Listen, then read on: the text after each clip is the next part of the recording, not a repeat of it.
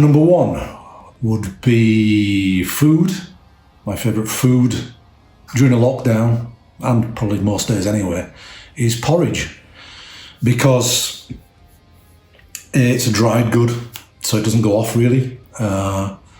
It's a slow release food, so I have it once in the morning, don't need to eat again until 6 in the evening also.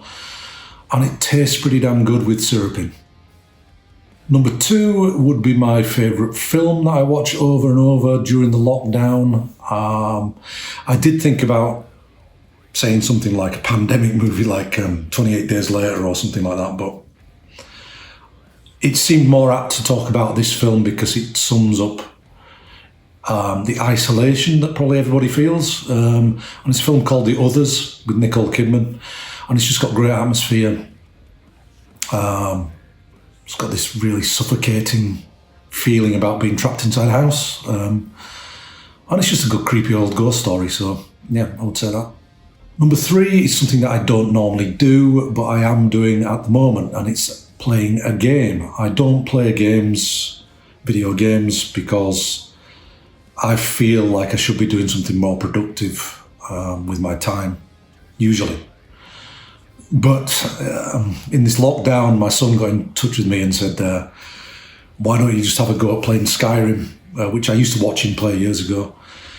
And it is actually surprisingly therapeutic, you know, not being able to go out of the house and walk around. It's really good just to be able to virtually wander around fields, ride a horse, look at wildlife, throw axes at things, just general things that you probably want to do that you can't do at the moment. So it's, it's pretty cool. Number four is the book that I'm reading at the moment. I've nearly finished it. It's a book called And What Do You Do by Norman Baker.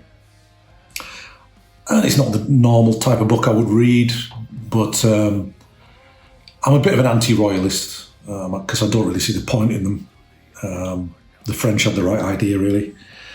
And this book kind of uncovers a lot of the stuff that most people know but don't like to think about, or most things that the press just don't or won't talk about because they're all sycophants towards the royal family. And it just shows that they're the biggest benefits family on earth, you know, for generations, just living off us and covering it all up and making it look like they do things. And it's just a great book, factual book. So, enjoy that. And the last thing, number five, would be music, because I kind of live and breathe it, not just career-wise, but hobby-wise.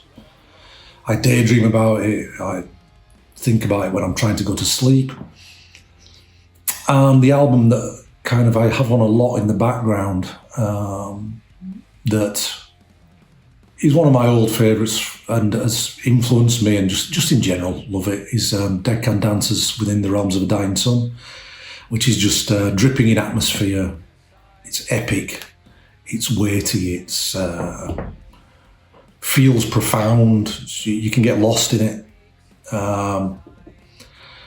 And yeah, it's just a great one to put on and stare out of the windows wishing you could go outside, which is not something I usually do because I don't mind being inside, but it's kind of weird when you're told to be inside. So yeah, check it out.